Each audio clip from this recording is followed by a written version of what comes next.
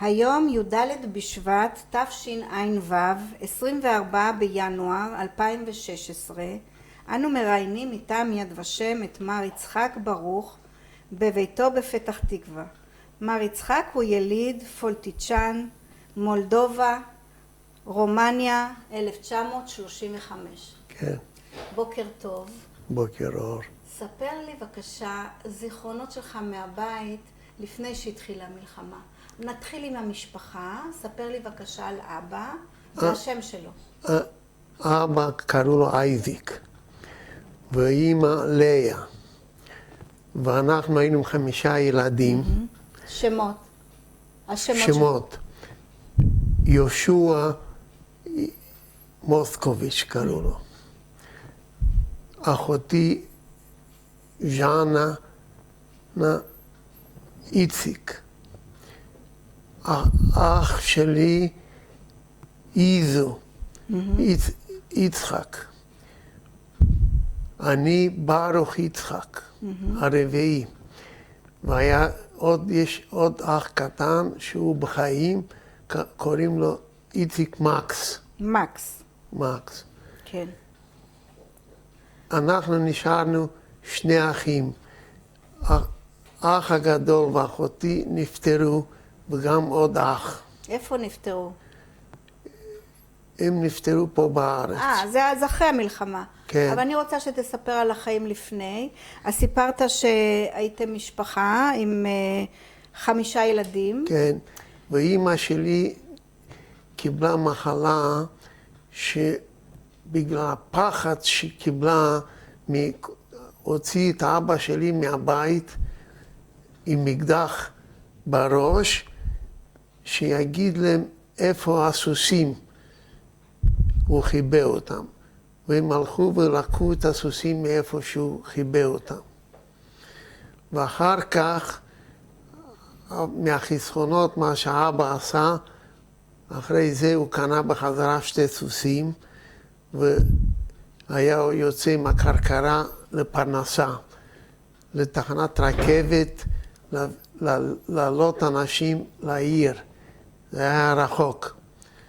ואני הצטרפתי לאבא מילד קטן, למה אחרים למדו מקצוע פה ושם. וככה גידלתי אני על יד האבא. אפילו בזמן המלחמה הייתי יושב איתו על המקום שהיה מנהלת את הסוסים עם החוטים האלו. מושכות, עם כן, המושכות. כן. אז אני הייתי יושב איתו ולמדתי לעזור לו, וככה עבר הזמן, גם בזמן המלחמה, ואחר כן, כך... עוד מעט אנחנו נגיע לזמן המלחמה ואחר כך, אבל אני רוצה לשמוע לפני זה. מה אתה יודע על אבא? תספר לי על אבא, על הילדות שלו, אם אתה יודע משהו, על החיים שלו.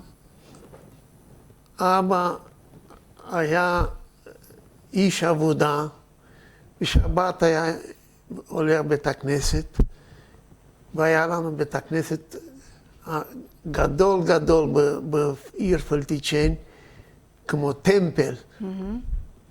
ושם היו באים, שם היו איזה 100 מקומות של יהודים בבית הכנסת ההוא.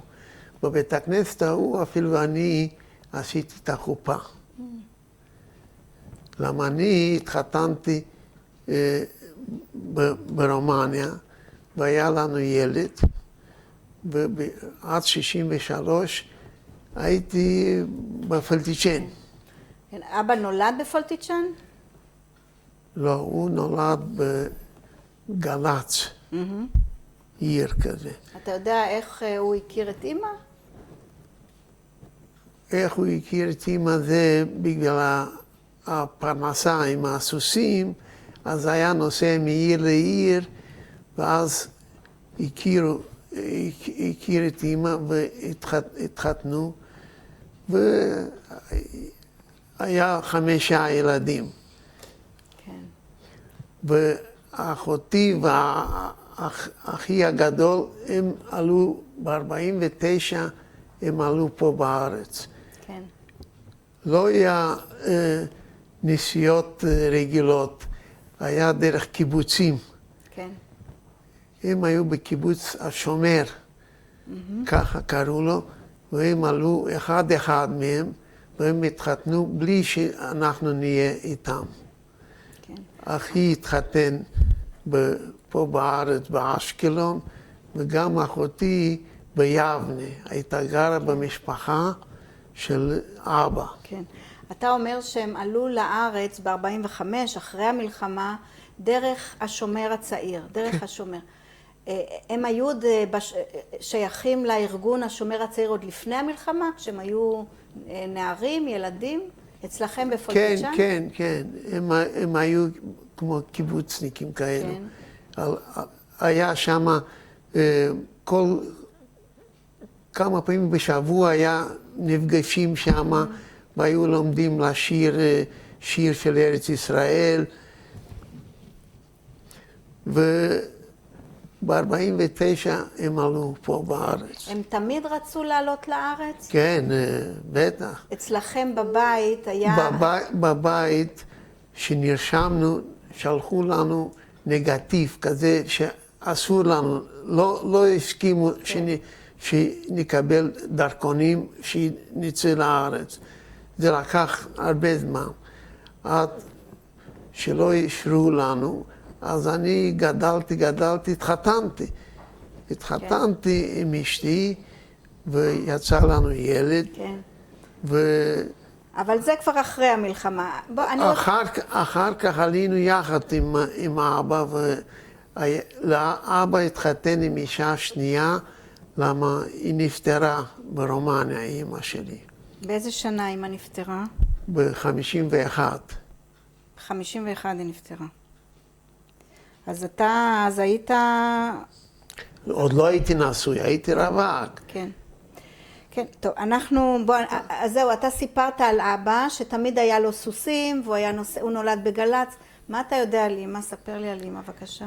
אמא באה מעיר אחר, לא יודע בדיוק איך הכירו. היא באה מעיר יותר קטנה, גם כן מצד המולדובה.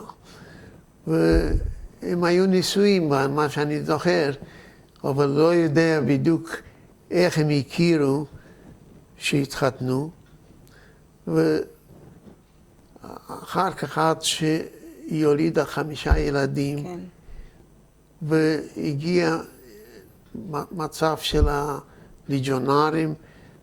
עוד מעט אנחנו נגיע למצב של הליג'ונרים.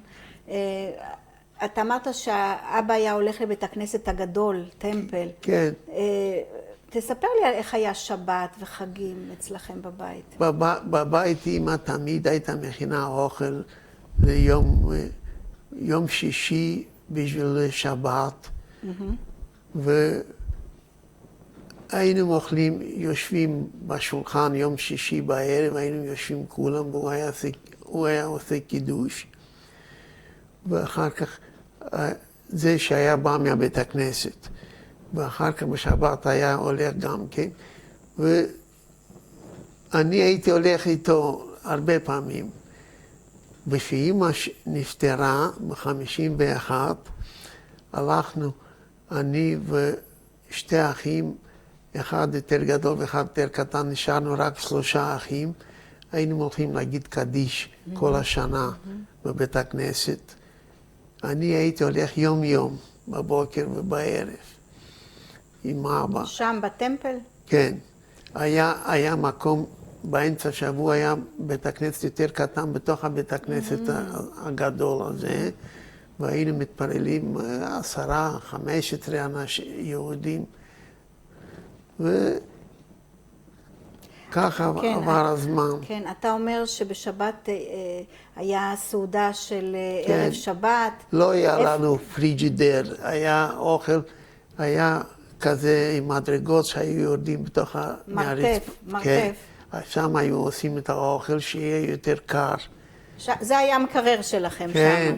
זה היה מקרר, ושם בחורף היינו שומרים ירקות מיוחדים, גזר, פטרזליה, דברים כאלה. תפוחי אדמה. היה, כן, ארגזים כאלו עם חול, והיו שמים בפנים, כשהיינו צריכים היינו יורדים, אחד מהילדים היה יורד למטה והיה מביא לאמא. מה שהיא צריכה. כן. וכשהייתם אוכלים בערב שבת, באיזה מקום בבית הייתם אוכלים? היה לכם מקום מיוחד ששם הייתם אוכלים? היה לנו מטבחון קטן בכניסה של הבית, ואחר כך היה לנו חדר בשביל לאכול, ואחר כך היה שתי חדרים לישון, הילדים וההורים. כן. חדר אחד להורים וחדר אחד לילדים? כן. ומקלחת ושירותים? מקלחת, אבא היה לוקח אותנו, היה ציבורי, היינו הולכים פעם בשבוע, זה היה יום שישי או יום ראשון.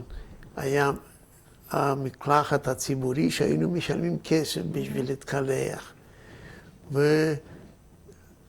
והיתר היינו מתקלחים אחד בבית עם כזה קערה, גיגית, כן, גדול כזה, היינו מחמים מים והיינו שופכים, היינו מתקלחים. מה שנקרא פיילה. כן. ושירותים היה בחוץ, בחצר, היה לנו שמה. ומים היו מוצאים, היה באר עם כזה מניבלה שהיינו מסתובבים את הדלי. היה חיים פרימיטיביים. מי היה אחראי להביא את המים הביתה? היה מישהו שאחראי על זה או כולם? רוב אני הייתי קשור לבית. אני הייתי מביא מים, והיה מקום שמים יותר טובים. הייתי הולך עם שתי דליים, והייתי מביא מים עד לבית. בחורף, כשהיה שלג, היה נהיה במים קרח. ותפוח אדמה היינו קונים בזמן לא חורף, היינו קונים 50 קילו תפוח אדמה, והיינו שמים מתחת למיטה לבית, שזה לא יהיה קרח, שזה לא יתקרר, תפוח אדמה, לא יהיה לי שימוש אחר כך. ולא שמתם את זה במרתף? זה לא שמנו במרתף, אבל רק ירקות ודברים ואוכל מבושל. היינו יורדים במדרגות, היינו פותחים דלת מהרצפה, והיינו יורדים למטה, והיינו שמים אוכל או ירקות. זה היינו שמים מתחת למיטה בחדר שהיינו אוכלים, ושם היו גם מבשלים.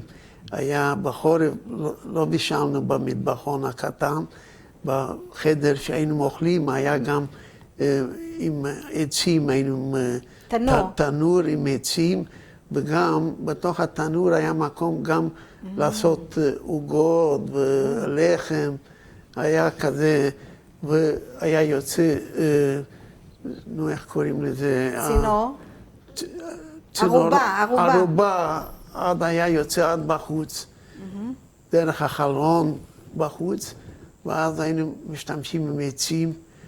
היה לנו במחסן, היינו קונים עצים, והיינו מכניסים לבית ככה כמות, והיינו שמים בתוך התנור. ככה היה החיים, ככה נולדנו. זה אתה אומר בחורף. איזה זיכרונות יש לך מהחורף בבית, מהשלג?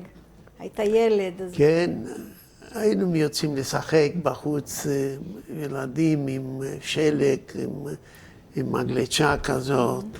היה לנו ירידה על יד החצר שלנו, היינו מתגלשים עם זה היה ילדות. היו משחקים של קיץ והיו משחקים של חורף? כן, קיץ היינו משחקים כדורגל, היינו עושים כדור מסמרטוטים ישנים, היינו עושים כדור עגול והיינו משחקים ברחוב, על יד הבית. איזה קבוצות היו כשהיה משחק כדורגל? קבוצה נגד איזה קבוצה? היינו יהודים וגם גויים, שכנים. כן. ילדים משכנים. איזה קשר היה לכם, הילדים היהודים עם הילדים הרומנים? היה תקופה טובה, למה הם גדלו יחד איתנו ולא רבנו, היינו, למשל בפסח שלנו, היינו נותנים להם מצות, היינו מקבלים מאמריקה מצות, והיינו נותנים גם לילדים של השכנים. אחר כך שהיה בפסח שלהם, היינו נותנים לנו ביצה צבועה, וכוזונה קראו לזה לעוגות שלהם. היו חותכים פרוסות. זה מה שהיה בחגים. הרשו לכם. היה לנו חג שבועות, שהיינו מביאים מהעצים האלו ירק כזה, שמים בדלתות, בבית הכנסת. מה נגיד עוד? באיזה שפה דיברתם בבית? בבית דיברנו רומנית ויידיש. יותר יידיש דיברנו, טוב מאוד. בעיר שלנו דיברו הרבה יידיש. בבוקרשט דיברו רומנית יותר. קשה היה להבין אותנו ביידיש. כן.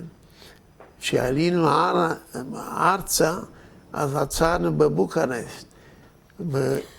ושם עם שתי ארגזים בגדים שהיה לנו, עשינו ארגזים מעץ גדולים של 120 קילו בגדים, מה שהיה מותר לנו למשפחה, כמו אני, אישה וילד, היה לנו מותר כל אחד 40 קילו, סמיכות, כריות, שטיחים, בגדים, סירים, כל הדברים, מה שצריך לבית, במינימום. כן. אז עברתם דרך בוקר, כן. נחזור שוב לילדות שלך ברומניה.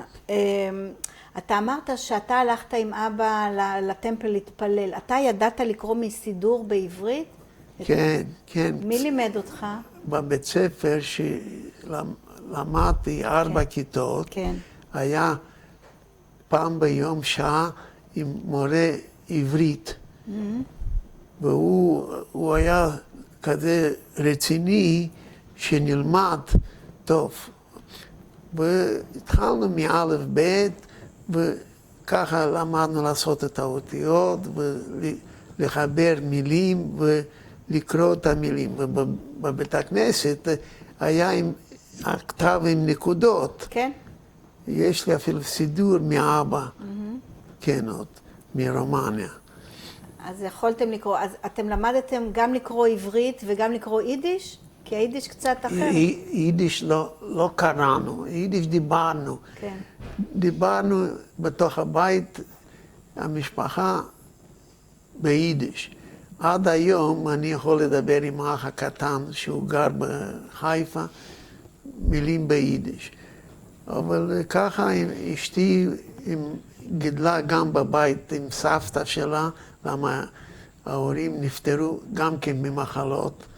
אז היא למדה אצל סבתא שלה גם כן יידיש. וזה היה שפה בית. כן. עכשיו, אתה אמרת שהלכת לבית ספר, ושם נתנו לכם ללמוד עברית. זה היה בית ספר יהודי או בית ספר ממשלתי? ממשלתי שהיה גם גויים. ואנחנו היינו נפגשים שעה אחת יותר, רק יהודים, כן. עם המורה הזה. למה הגויים לא היו צריכים. והוא היה מדבר איתנו בעברית, והיה שם אותנו לכתוב עם עיפרון, היה לנו מחברת כזה עם שורות קטנות וגדולות, והיינו כותבים בעברית לאט לאט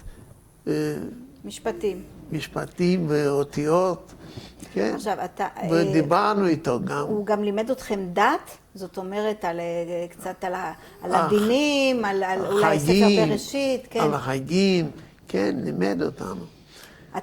אתה לפני המלחמה, אתה עוד הספקת להיות באיזה ארגון של יהודים שארגנו את הילדים הקטנים? לפני המלחמה. גם אני הייתי הולך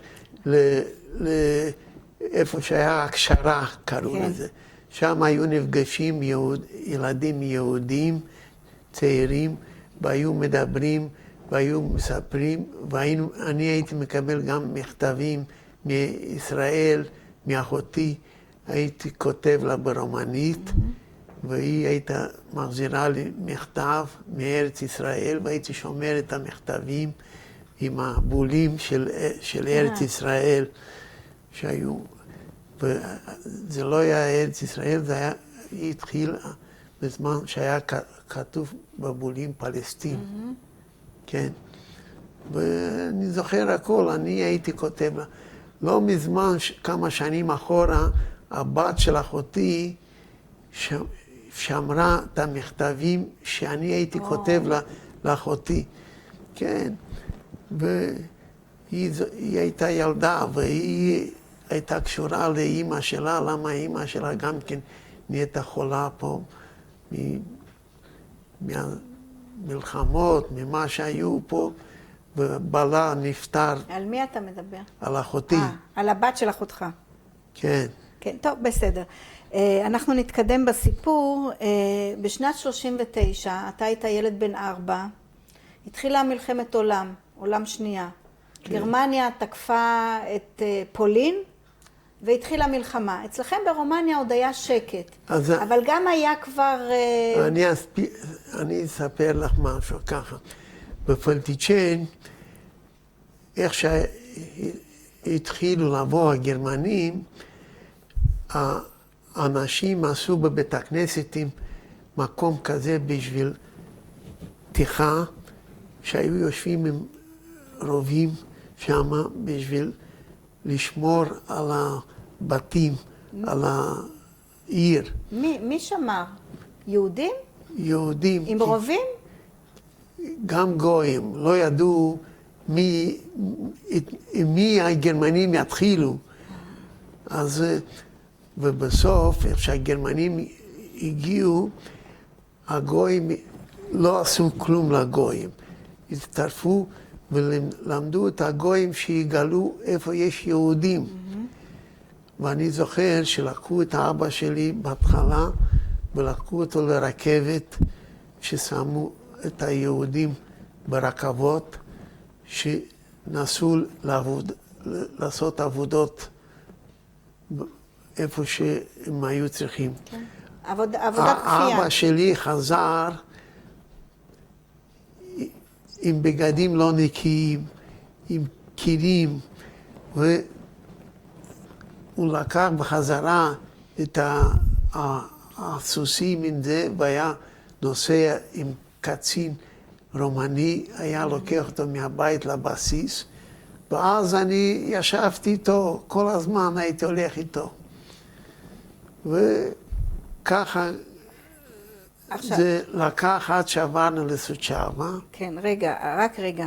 אתם בפולטיצ'ן, אתה קודם סיפרת סיפור בהתחלה, אתה סיפרת שאמא ראתה שלוקחים את אבא עם אקדח. כן. והיא התחילה אז להיות חולה, ובסוף היא נפטרה. מתי זה היה ששמו לו אקדח ברקה? זה היה בהתחלה? ב-43. ב-43. אז אתה אומר לפני זה, ב-40, 41, לקחו את אבא לעבודת כפייה. כן. אתה זוכר באיזה שנה זה היה בדיוק? זה היה בזמן שעברנו לסוצ'אבה. למה עברתם לסוצ'אבה? נתנו הוראה לכל היהודים מפולטיצ'ן, שילכו, זה היה 25 קילומטר סוצ'אבה מפולטיצ'ן, והיו שם בתים ריקים, ונכנסנו איפה שמצאנו מקום לגור בסוצ'אבה. מתי זה היה שעברתם לסוצ'אבה? שגירשו אתכם יותר נכון? 43. ב-43 גירשו אתכם? אז עד 43 הייתם בפולטיצ'ן, כן, ועברנו שם חצי שנה, וחזרנו אחר כך לפולטיצ'ן. שם חיפשנו לחיות, שם בסוצ'אבה חיפשנו איפה להרוויח את הלחם. שם אני הייתי הולך למכור בתור ילד למקום שהיה תחנת רכבת, נקניק, הייתי קונה והייתי הולך ומוכר סיגריות, כן, ככה, בשביל להרוויח כמה גרושים, שאמא הייתה מכינה אוכל מזה. אז בזמן הזה אבא לא היה? אבא היה, אבל לא היה איפה לעשות פרנסה. אז הפרנסה הייתה ממך, או גם האחים הגדולים ואבא עבדו? גם האחים הגדולים, כן. וחזרנו לבית, לפלטיצ'ן, לבית שלנו, ב-44 בקיץ. אז כן, אז כשאתם חזרתם ב-44 בקיץ, זה כבר נגמרה המלחמה. כמעט נגמרה. למה הגיעו הרוסים, ואז הגרמנים התחילו לחזור בחזרה. כן. טוב, אז בואו אנחנו נתחיל מההתחלה. בערך ב-40, אתה אומר שנכנסו אליכם הגרמנים, שראיתם שגרמנים נכנסו אליכם. מה אתה זוכר מהיום הזה שהגרמנים נכנסו? שהתחילו לקחת יהודים, בית היו מסתובבים, לראות איפה יש יהודים, ואת חלק היו רואים מי מתאים לעבודה, היו לוקחים אותו, והיתר היו משאירים ככה. נתנו גם מכות לחלק מהיהודים, וככה עבר הזמן עד שהרוסים התחילו... כן, רגע, והיו עוד איזה צווים וחוקים נגד היהודים בזמן הזה שהם נכנסו? הם שמו ליהודים את הצו הצהוב, היו חייבים ללכת עם זה, כן. שהם יראו שזה יהודי. גם אתה שמת טלאי כן, צהוב? כן, שמו לכל המשפחה. כן. והיה עוד דברים שהיה נגד היהודים או הקשו על היהודים? נסיעות ברכבת שנסעו? לא, כבר לא נסעו האנשים איפה שרצו. היהודים היו יותר מוגבלים, כבר לא יכלו לנסוע. כן, לא נתנו להם עוד לנסוע. ואם מצאו יהודי שנוסע ברכבת, מה היה לו?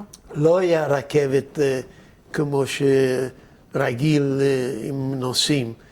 היה לנו תחנת רכבת שאנשים היו נוסעים בזמן לפני המלחמה. בזמן המלחמה לא יצאו מהבתים, הסתובבו בקושי בשביל לאכול. והיה מחלקים רבע לחם לבן אדם, קמח תירס היו נותנים פעם בשבוע, סוכר, היה הכל בטיקט, בכרטיס כזה, קרטל קראו לזה. אז היינו צריכים לשמור על הקרטל הזה, לקנות שמן, סוכר, קמח, תירס. היינו עושים ממליגה. כן. עכשיו... פלינקה קוראים פה היום. והכרטיס הזה, מה שאתה אומר קרטל, הכרטיס שהיה בו... היה שם של משפחה עם כמה ילדים, והיו מחלקים, ככה מותר לקנות, לא יותר. זה היה רק ליהודים או גם לרומנים? אתה יודע? היה, אני חושב שהיה גם לגויים, אבל אנחנו קיבלנו, לא היה אפשר לקנות בלי זה. עכשיו, כשלקחו את אבא לעבודת כפייה, מה הוא סיפר על המקום שהוא עבד? מה הוא עשה שם? עבדו עם טוריה וכלים לאדמות שם, למקומות. וכשהוא חזר, הוא חזר ברשות או שהוא ברח מהמחנה? לא. היה קצין רומני מהצבא הרומני, שהוא היה נוסע איתו לפני מלחמה. וכשלקחו אותו, הוא ביקש מהמשרדים האלו שהיה בפלטיצ'ן, שיחזירו את אייזיק משם, למה הוא צריך לעשות פה עבודה עם הכרכרה ועם הסוסים. וכשלקחו אותו לעבודת כפייה, אז איפה היו הסוסים? מה קרה לסוסים? היו באורווה? כן. ואתם טיפלתם בהם? היה לנו תמיד אוכל בבוידם, היה אוכל לסוסים לשנה אפילו. האבא היה קונה מהמושבים קש. כאלו היו עושים ערימות כאלו, והוא היה מכיר גויים במושבות, והיה הולך, היה נותן כסף, הם היו מביאים את זה לחצר שלנו, והיו מורידים את זה בבוידם. ואז היה אוכל לסוסים. מים היה בתוך בחצר שלנו. היינו נותנים להם אוכל ומים. עכשיו, וכשהוא היה בעבודת כפייה, אז מישהו אחר לקח את העבודה עם הכרכרה והסוסים? לא כל כך. מהאחים? כן, לקחנו. מי שהיה פנוי היה הולך. האח הגדול היה... אני והאח הגדול איתם היינו מתאימים עם הסוסים, עד שהוא נסע לארץ. ובזמן הזה ממה התפרנסתם? כשאבא לא היה, אז ממה התפרנסתם? היה לנו קצת רזרבה, קצת כסף. אבא דאג והיה מחבר אותם בבית. לא בנקים ולא דברים האלו. והיינו בקמצנות דואגים. חוסכים. כן, היינו קונים שמנת, גבינה. היה מין מקום כזה, כמו שוק כזה, שהיו באים מהמושבים, הגויים, והיו מוכרים כל דבר בשביל לאכול. כן. ביצים, בשר היה מעט היה. עכשיו, שאתה אמרת שאתה הספקת ללמוד 4 שנים, אתה למדת בתוך המלחמה? בהפסקה, עם הפסקה. אז איך התחלת ללמוד? תספר בבקשה. אני בגיל 7 ככה, כן. הלכתי כבר יותר מאוחר קצת. כן. אז זה היה בתוך המלחמה? חצי. כן. למדתי... איפה למדת? בסוצ'אבה או לא, בפולטיצ'ן. התחלת בפולטיצ'ן, כן? כן. מהזמן המלחמה היה הפסקה, לא למדנו. אחרי שחזרנו... למה לא למדתם? לא, הבית ספר היה סגור. גם הרומנים לא למדו? גם הילדים... הרומנים, היה לנו בית ספר יהודי. בזמן של המלחמה? כן. זאת אומרת שכבר לא נתנו לכם ללמוד בבית ספר רגיל? לא. למדתם בבית ספר של היהודים, סידרו, הקהילה. כן. איפה זה היה הלימודים? באיזה מקום? בפולטיצ'ן היה מקום לחוט, קראו לזה שקואלה ישראלית. ככה היה בית ספר יהודי. כן. אז זאת אומרת, גירשו אתכם מהבית ספר הרומני, הרגיל, והייתם חייבים ללמוד בבית ספר שהקהילה ארגנה. ואחר כך אתה אומר, היה הפסקה גם אצל היהודים, בבית ספר היהודי? היה, בזמן המלחמה לא למדנו. כן. ומה אני אגיד לך עוד מהילדות שלי, שהייתי כבר לפני צבא, שלקחו אותי לצבא. זה אחרי המלחמה. כן. שחזרתי מהצבא, לא, לפני הצבא, הקומוניטט זה היה מפלגה ישראלית, יהודית, שהיו דואגים לנו. הוועד היהודי. כן. כן. שהם שלחו אותנו 5 ילדים, שלחו אותנו לעיר אחר שקראו לעיר ללמוד מקצוע, וטרה דורני קראו לזה, אם שמעת, ושמה שלחו אותנו 5 ילדים יהודים, שהיינו גיל 16, ככה. ואז הם נתנו לנו חדר לישון איפה שהיה המקלחות של היהודים, שהיו פותחים את זה פעם בשבוע, שם נתנו לנו חדר לישון ל5 ילדים האלו,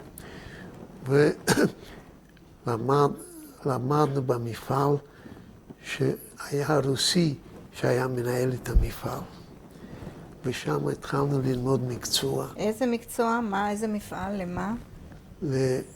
למכונאות ומשאיות שהיו מתקנים שם. ואני מישהו לקח אותי בתור עוזר, גוי היה, במחרטות. זה שעושים חלקים עם ברזל. ולמדתי שם וישבתי שם, ומנהל עבודה שלנו היה יהודי אחד מבוקרשט שם.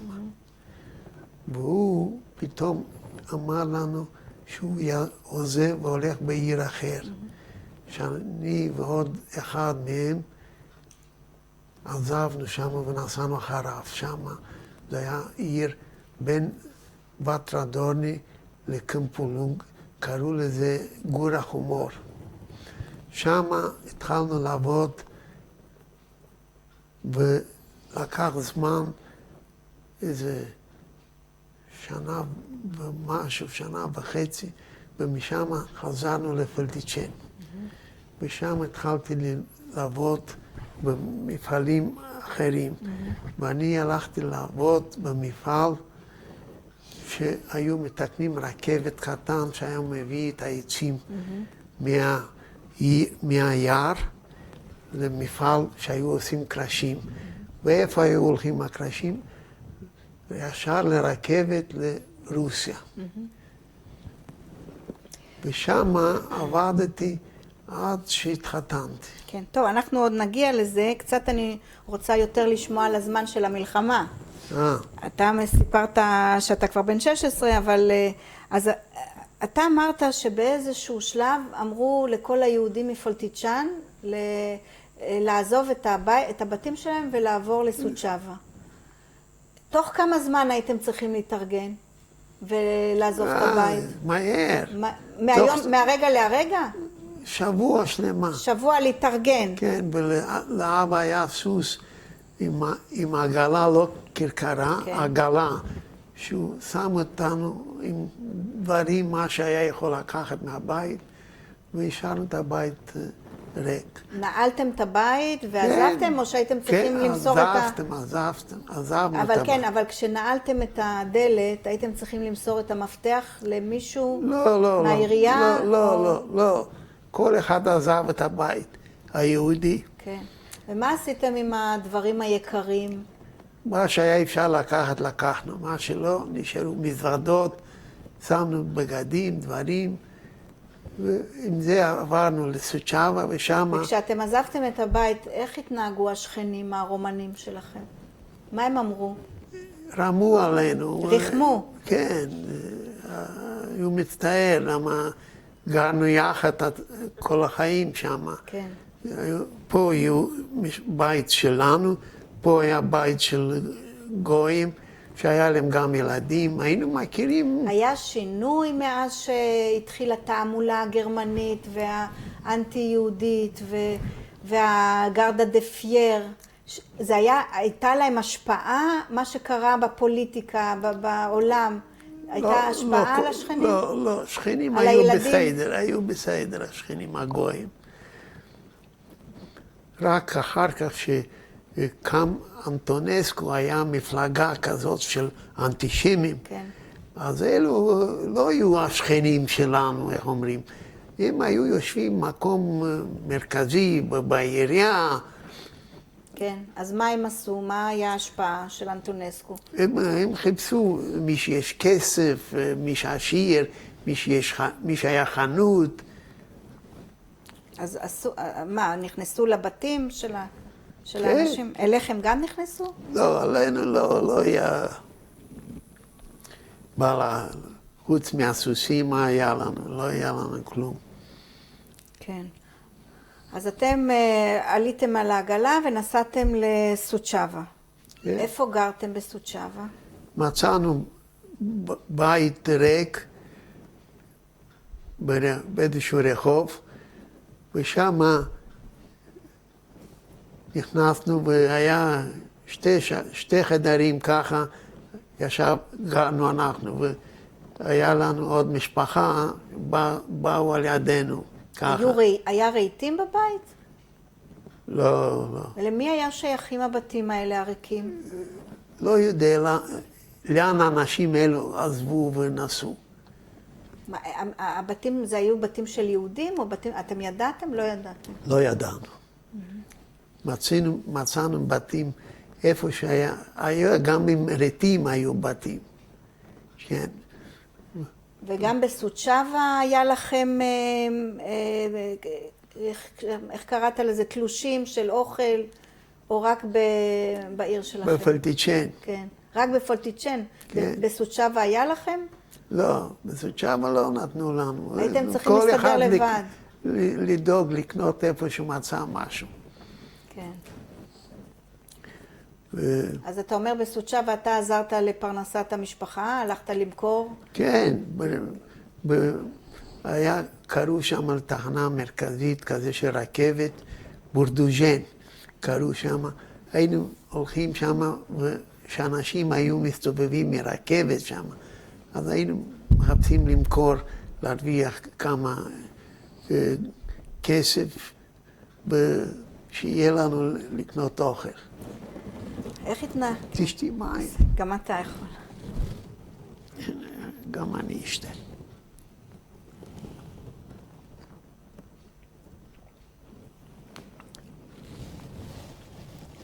איך התנהגו אליך המבוגרים שראו ילד שהוא מוכר אוכל? לא, ברחמנות. כן.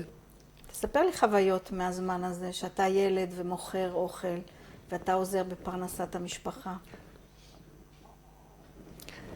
לא היה ברירה, היינו חייבים לחפש משהו לעשות בשביל לחיות. ואני הייתי כזה, כמו שובב כזה, שהייתי מעוניין לראות מה פה, מה שם. וככה אני הייתי הולך ומביא הביתה כמה כסף רומני. זה היה חוקי המשחק הזה? זה היה מותר לעשות את זה? היה מותר. לא פחדת ששוטרים... לא פחדתי. ואם שוטר היה תופס אותך? לא היה עושים כלום. היה מישהו שגנב ממך את הסחורה וברח? לא. אני זוכר שהייתי הולך עם הדברים והייתי מחכה פה, שם הייתי מסתובב, והיינו מתפטרים מהמחירה והיינו חוזרים לבית. עם מה הלכת? עם עגלה או עם איזה מנסה? לא, עם סל כזה, כן. והייתי מוציא בידיים חבילה, פקט קראו לזה, סיגריות ונקניקיות כאלו, נקנקים, והיינו מוכר. ואחר כך היינו עומדים בתור לחפש לקנות לחם, והייתי עומד בתור לקמח, והייתי הולך גם לחפש,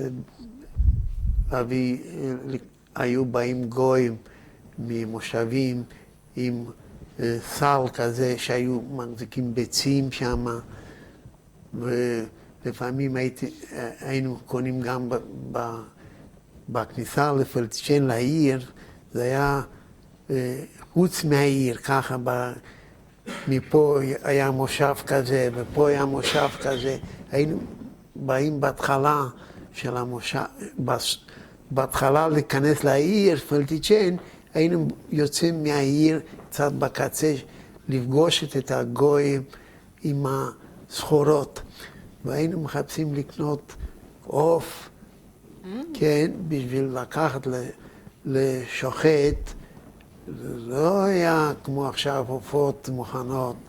היה עוף שהיו מנקים אותו בבית, היו שוחטים, היינו משלמים כסף מקום לשוחט, היה לו מקום בית מלאכה כזה שהיה שמים את העוף, שהדם ירד בדלי כזה.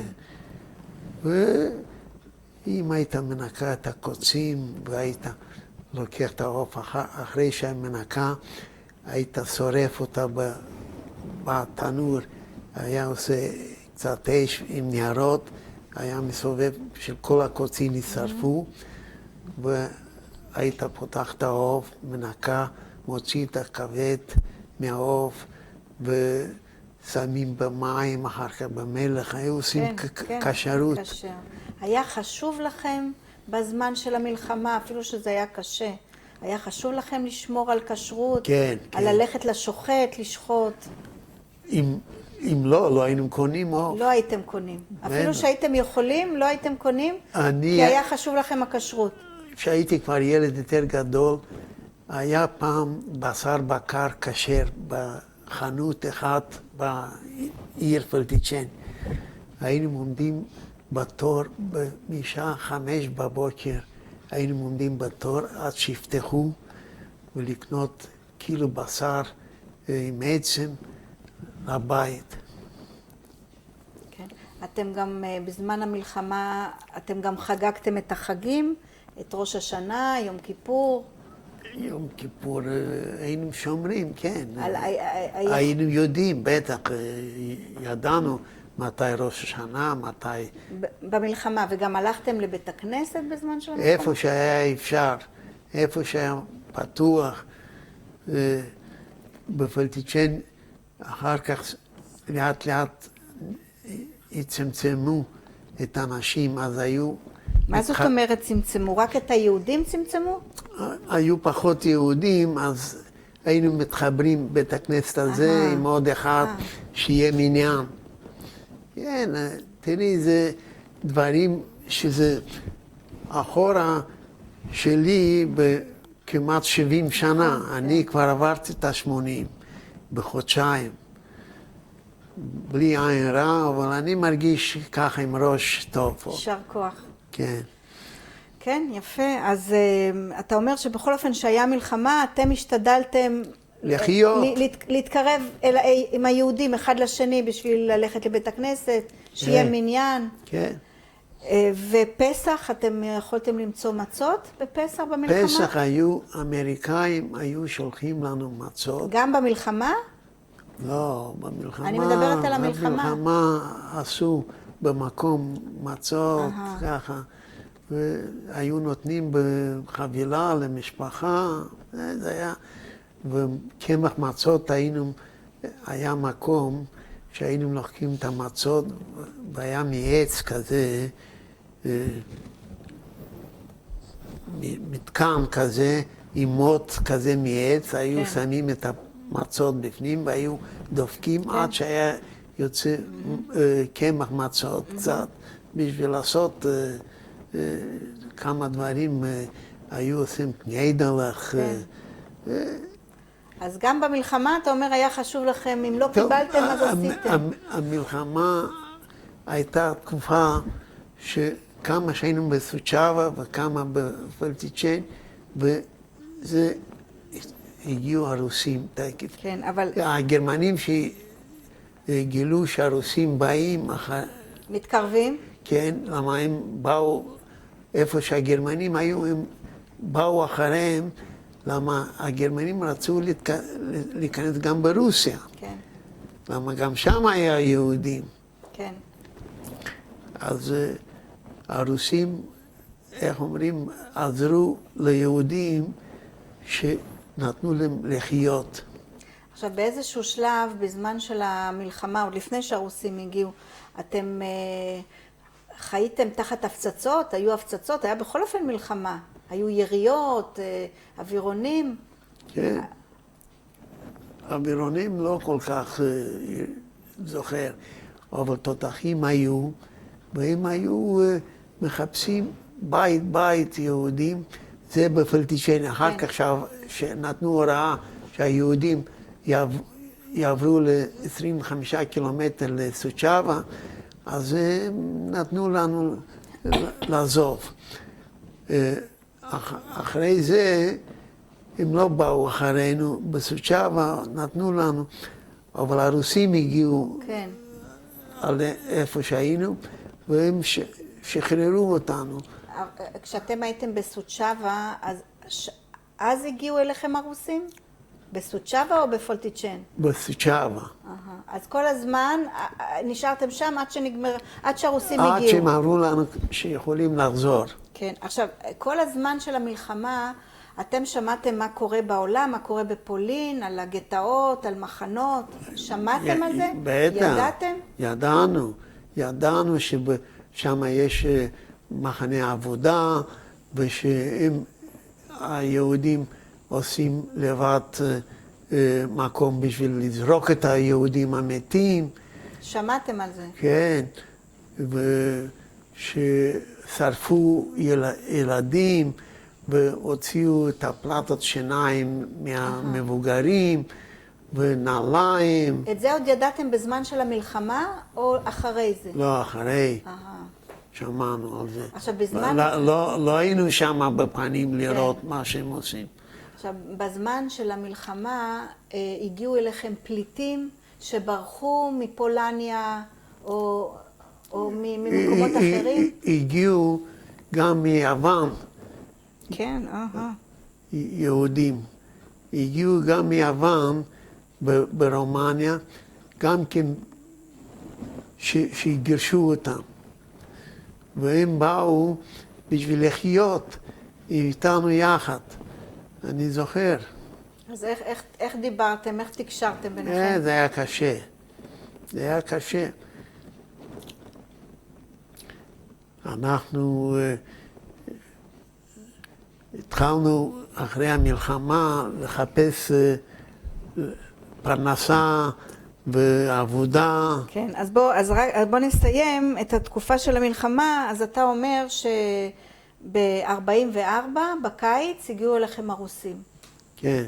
ואז אתם ידעתם שבשבילכם המלחמה נגמרה, בשבילכם. כן. המלחמה עוד המשיכה, אבל האזור שלכם הסתיים. כן. מה אתה זוכר מהימים הראשונים שהגיעו הרוסים?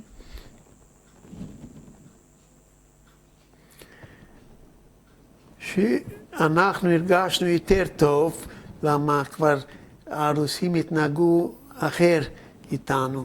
אם היה ילדה קטנה כמו אשתי, אמרו לה מלצ'יקה. מה זה מלצ'יקה? מין פינוק כזה של הרוסים. אפשר היום עוד לברר על המילה הזאת, יש פה מספיק. אתה ראית את הגרמנים שהם בורחים? ראית אותם? אני זוכר שאני ראיתי אותם ברחוב, שעומדים תותחים עם סוסים, והתחילו להתקדם, ראינו אותם איך הם נוסעים.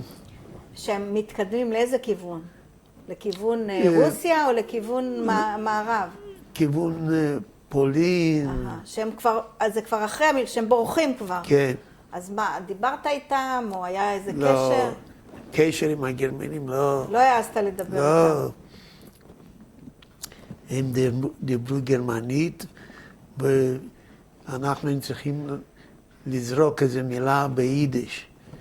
זה היה שנאה גדול עם הגרמנים. הרגשת מהם שנאה מהגרמנים? כן. מה זה, במה זה התבטא? הם היו נותנים מכות, שהיו מוצאים יהודי מהבית בכוח, היו מושכים אותו. היהודי היה מסכן, פחדן, כן. אז האירוע הזה שבאו אל אבא עם אקדח לרקה ואמרו לו איפה הסוסים שלך, כן. מתי זה היה ואיפה? זה היה לפני שיצאנו לסוצ'אבה. עוד בפולטיצ'ן. כן,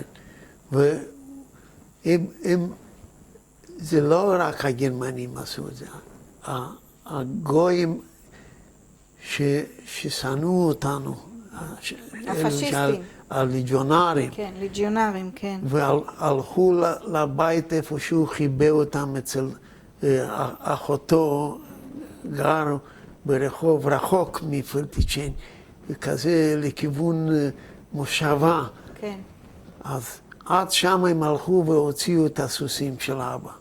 אז אתה אומר שבזמן הזה אמא נהייתה חולה. כן. מה היה לה? היא סבלה בכבד, ומפחד קיבלה עצבים, ולא ידעה מה היא עושה. ובסוף, אחרי המלחמה, רופא שהיה בא אצלנו בבית והיה בודק אותה, הוא אמר שנשלח אותה לבית חולים ליאש. עכשיו שאני אומר לך, כאילו שאני מרגיש משהו. ואבא שלי נסע עם מלווה, איזו בחורה שהייתה בית שלנו, נסע איתה לבית חולים, ושם אותה שם, וחזר הביתה בשביל פרנסה, ואחרי כמה זמן היא נפטרה שם. אז נסענו, היינו 3 אחים ואבא, נסענו שם וקברנו אותה שם. ביאש.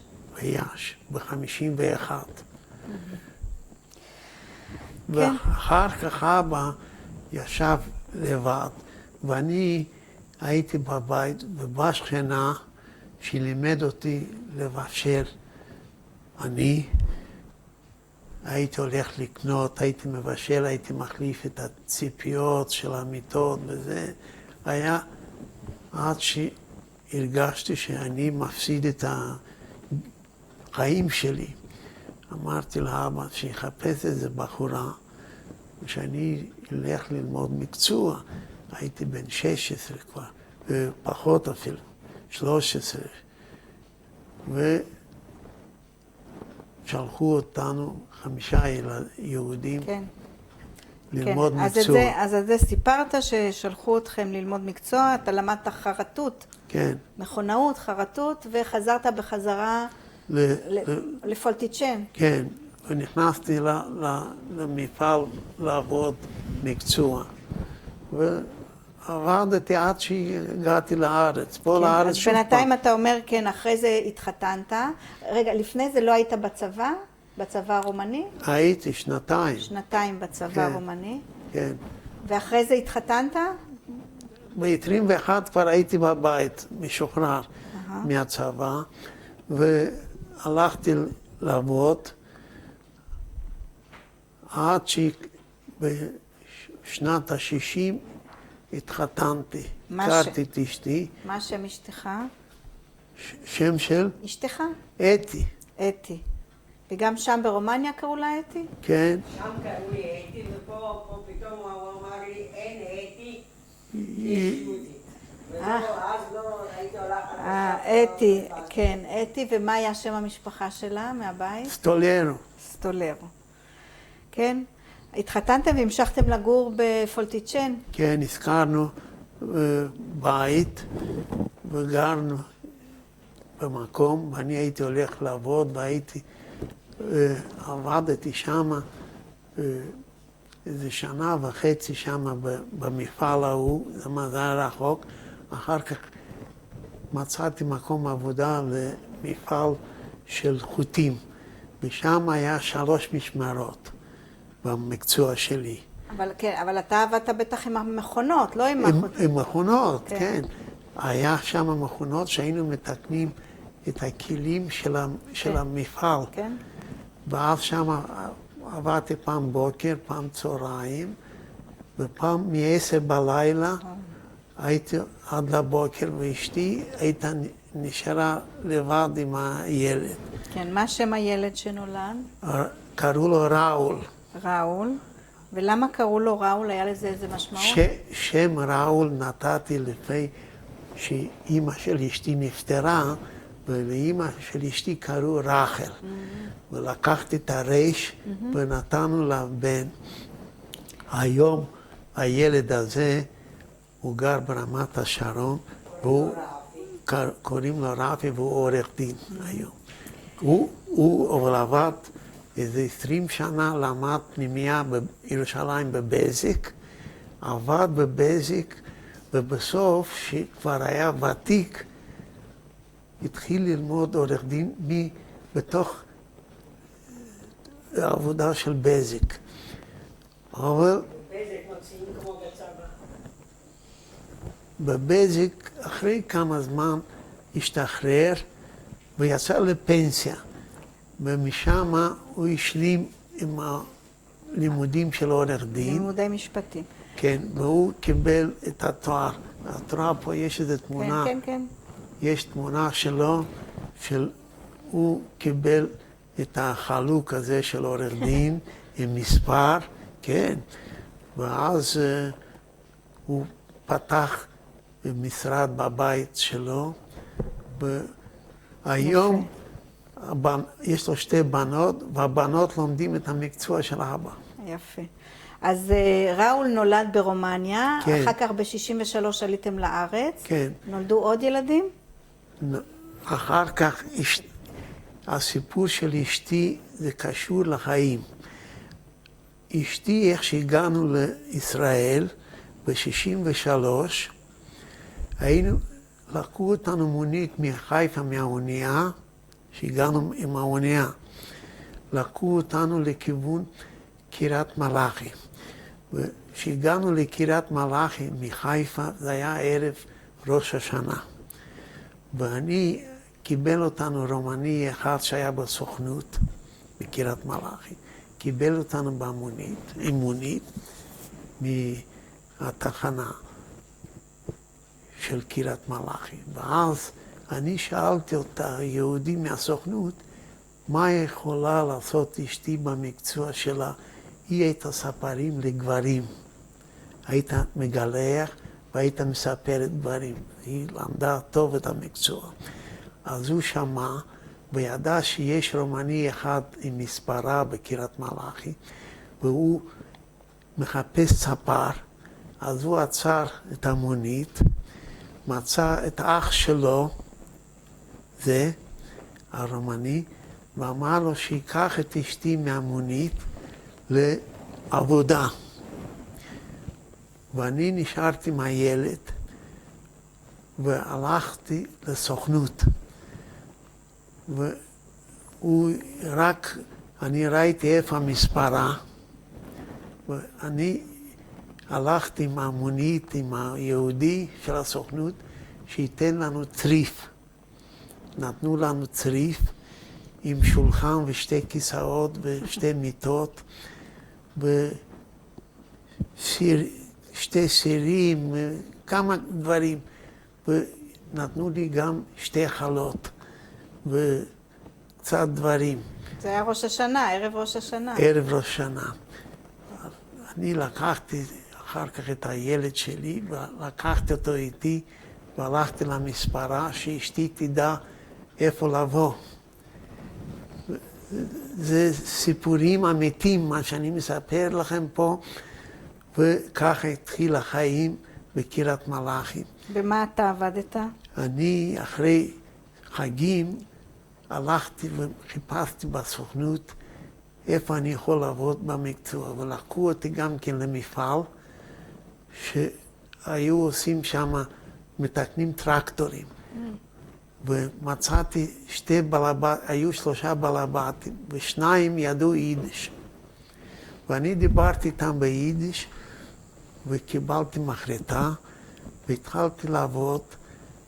לאט לאט למדתי קצת עברית, לא באולפן, רק ככה מעבודה, מפה ושם. היינו עושים טעויות בחנויות ובדברים, וככה למדנו שעבר תקופה. אחרי זמן, אשתי נשארה בהיריון עם הבת הגדולה. כן.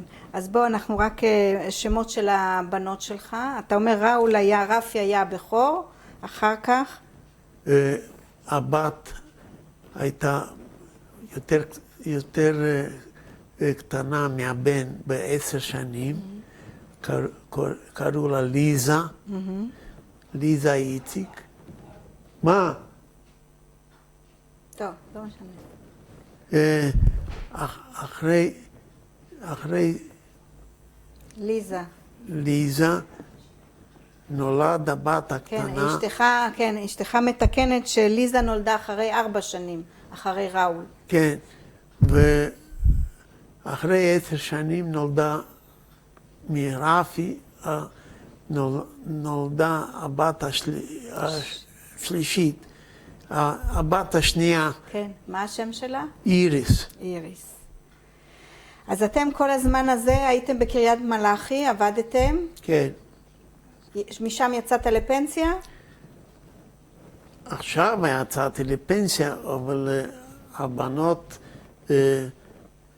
התחתנו, גדלו, התחתנו, וכל אחד הלך למקום אחר. ליזה עברה ליבנה, שהתחתנה עם הבעל שלה, ונולד לה גם כן בן, ואחר כך עוד בן, ואחר כך בת לליזה. ולראול, לרפי נולד 2 בנות. ולאיריס? לאיריס היום יש לה 3 ילדים. יש לה,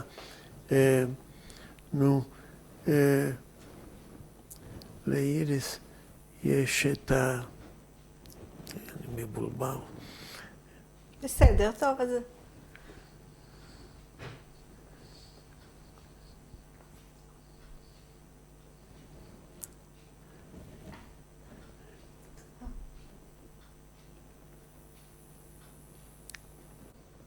כן, אז השמות של איריס? הילדים של איריס נולדו, והשמות שלהם זה ילד שקוראים לו גל, היום בן 12, וילדה אגם בת 8, ויש עוד נכד קטן, קוראים לו אלמוג, שהוא בן 10 חודשים.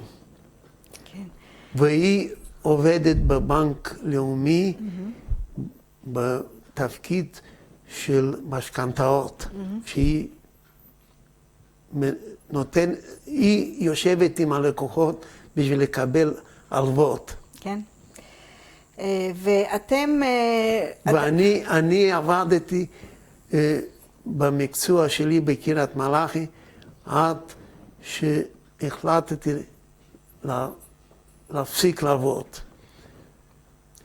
עבדתי אפילו בגיל 75. כן, אני הבנתי שאחרי שאתה עבדת אצל מישהו, אתה נהיית עצמאי, הקמת עסק משל עצמך. כן, כן. של מה היה העסק? עסק עיבוד שבבים, קוראים לעסק. ועבדתי לבד. היית עצמאי. כן. עד מתי?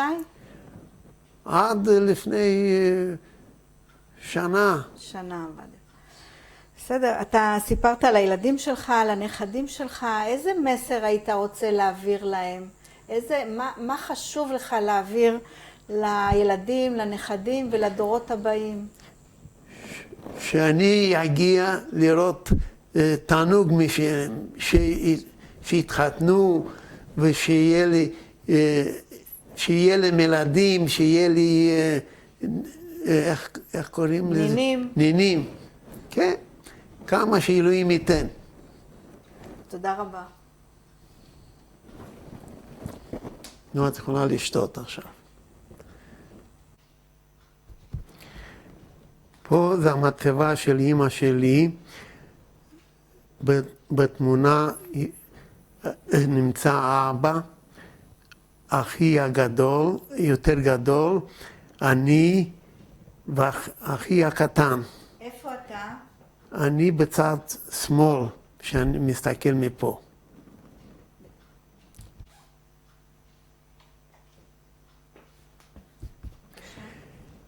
בתמונה הזאת אני נמצא בצבא רומנית עם דרגה של רב"ט.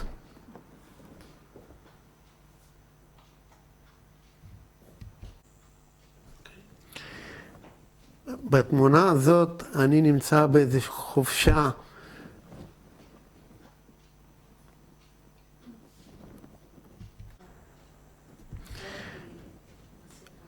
פה זו התמונה של החתונה שלי עם אתי. אני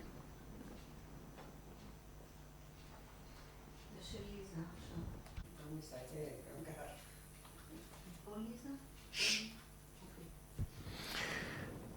בתמונה הזאת זה בחתונה של אחי הקטן עם כל האחים.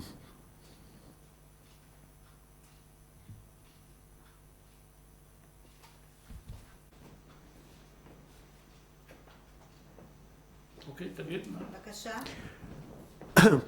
הבן שלי עם אשתו ועם הבנות שלו ועם חבר של הבת שלו ועם הבת הקטנה של איריס. אוקיי. בבקשה. התמונה הזאת זה ליזה עם הבנים שלה, עם הבן והבת. וחסר, מי חסר? אמיר.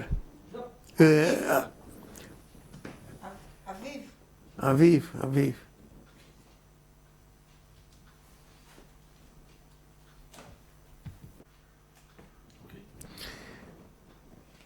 זאת התמונה של איריס עם בעלה ושלושת הילדים.